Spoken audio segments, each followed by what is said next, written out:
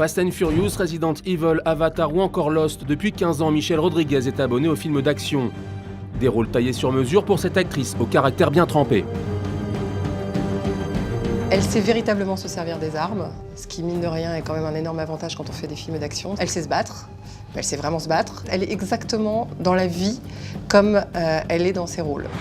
Comme dans ses films, Michelle Rodriguez n'est pas du genre à se laisser marcher sur les pieds. Toute jeune, Michelle Rodriguez se forge une carapace, déjà pour se protéger contre ses frères, qui finalement lui mènent la vie dure, se protéger aussi contre la rue. Donc elle a déjà un fort caractère, qu'elle va blinder encore davantage. La belle Latina est une actrice atypique à Hollywood. On l'a déjà vu avec des femmes, on l'a déjà vu avec des hommes, plus ou moins connus. Là, dernièrement, on l'a vu avec Cara Delevingne. Mais c'est pas quelqu'un qui se cache, elle assume complètement sa bisexualité. Voici son histoire.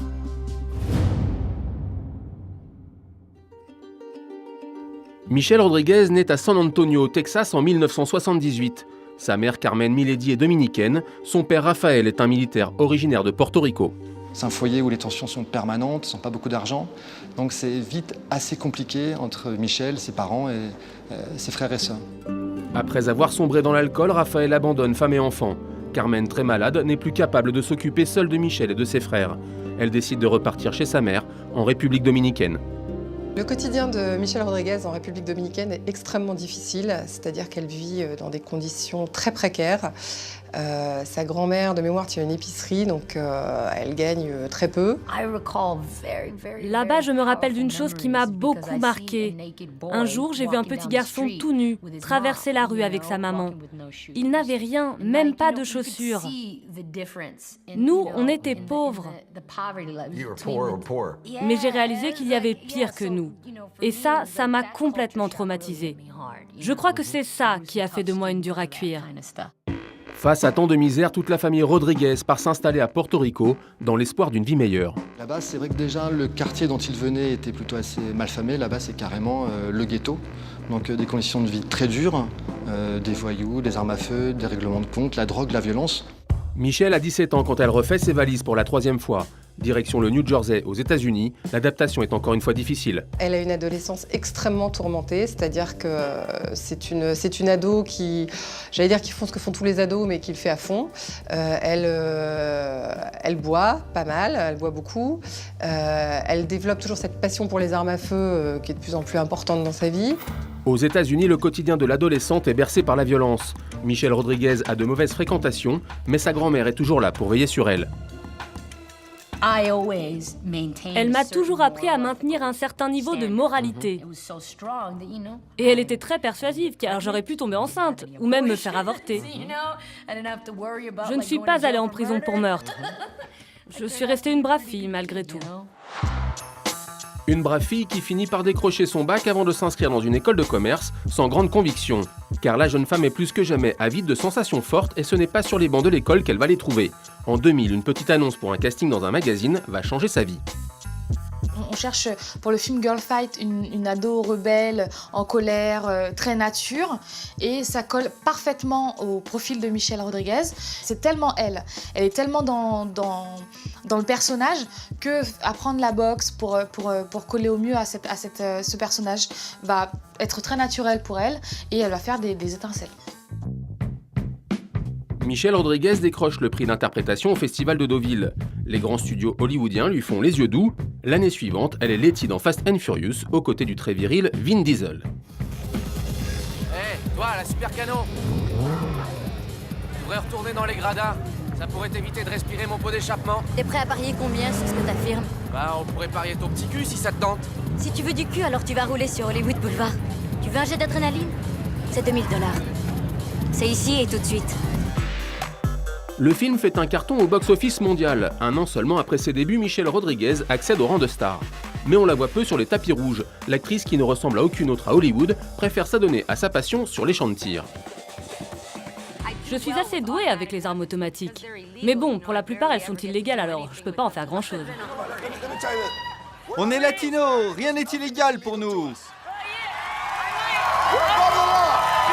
Elle sait véritablement se servir des armes, ce qui, mine de rien, est quand même un énorme avantage quand on fait des films d'action. C'est-à-dire qu'elle sait monter et démonter une arme à feu, c'est absolument pas un problème pour elle.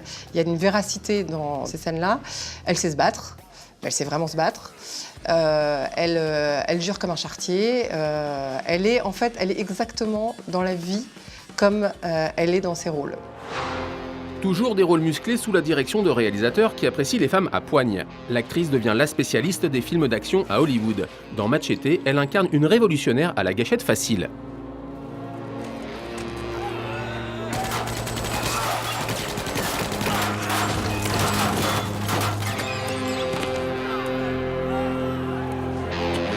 Elle est belle, elle le sait. Mais c'est vrai qu'elle est très masculine, finalement, elle est belle sans le vouloir, presque sans s'en rendre compte. Et toute la violence, toute cette violence contenue, ça fait un cocktail vraiment détonnant, quoi. Parce que c'est vrai qu'on ne s'attendrait pas qu'une fille de 60 kilos soit capable d'un tel déchaînement de violence dans ses films ou autres. Donc effectivement, elle surprend à chaque fois son public, les producteurs. En 2005, Michelle Rodriguez rejoint le casting de la série Lost sur l'île d'Hawaï et accède définitivement à la notoriété mondiale. Tout d'un coup, elle est passée de films un peu de baston à vraiment une série qui a été une des séries les plus regardées au monde. Donc ça l'a vraiment fait connaître au grand public et au grand public de tous les pays. Mais voilà, c'est une flic un peu garçon manqué, c'est une flic qui sait se débrouiller n'importe où. C'est quelque part, c'est encore une fois un rôle de mec. Pourquoi tout à coup ça t'intéresse autant, ma jolie? Hé, quoi? C'est bon, quoi, on y va maintenant. Bougez pas! Bougez pas!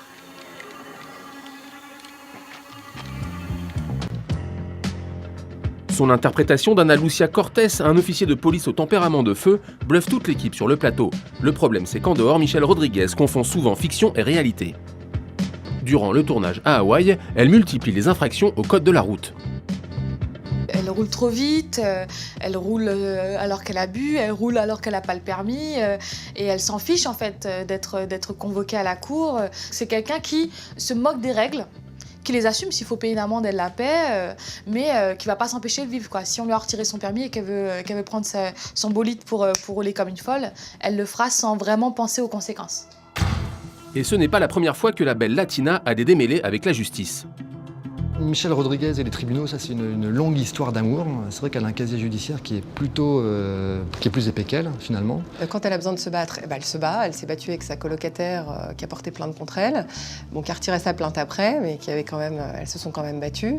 Elle a été arrêtée plusieurs fois pour conduite en état d'ivresse, parce que quand elle picole, elle fait pas semblant. Ensuite, toutes ces mises en probation, elle a tout fait sauter parce qu'elle s'est fait réarrêter de nouveau. Donc c'est une actrice qui a beaucoup de mal à se canaliser. Depuis sa première condamnation en 2003, Michelle Rodriguez a fait 3 séjours derrière les barreaux. Elle portera même un bracelet électronique autour de la cheville pour ne pas y retourner. L'actrice semble incapable de maîtriser ses pulsions parfois destructrices. Je cherche l'apaisement tout le temps, que ce soit dans mes relations, mes amis, mon environnement. Quand je me réveille le matin, je cherche à savoir comment je vais pouvoir me dépenser, comment me débarrasser de toute cette toxicité que j'ai en moi, et m'apaiser un peu, trouver la paix intérieure. Cette paix intérieure qu'elle recherche désespérément, elle la trouvera peut-être dans les bras du top anglais Cara Delevingne. Les deux femmes se fréquentent beaucoup ces derniers temps, ce qui n'a pas échappé aux paparazzi. Entre les deux jeunes femmes, c'est plutôt chaud, collé serré, donc elles se bécotent en public, elles s'enlacent et autres. Donc voilà, mais en tous les cas, c'est une relation plutôt qu'elle vit au grand jour, et vraiment, surtout, elle ne se cache pas du tout. Encore une fois, c'est son personnage, c'est elle est sincère, elle est authentique, elle assume complètement sa bisexualité. Si Michelle se déclare publiquement bisexuelle, c'est avec une femme qu'elle envisage désormais la vie à deux.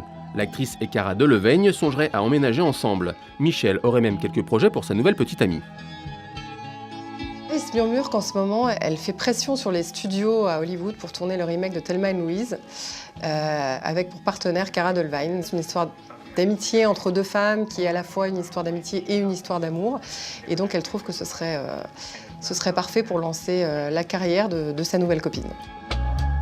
Et peu importe si leurs excès en choquent certains, Michelle Rodriguez assume à 100% ce qu'elle est, une fille naturelle et authentique, autant dire une exception à Hollywood.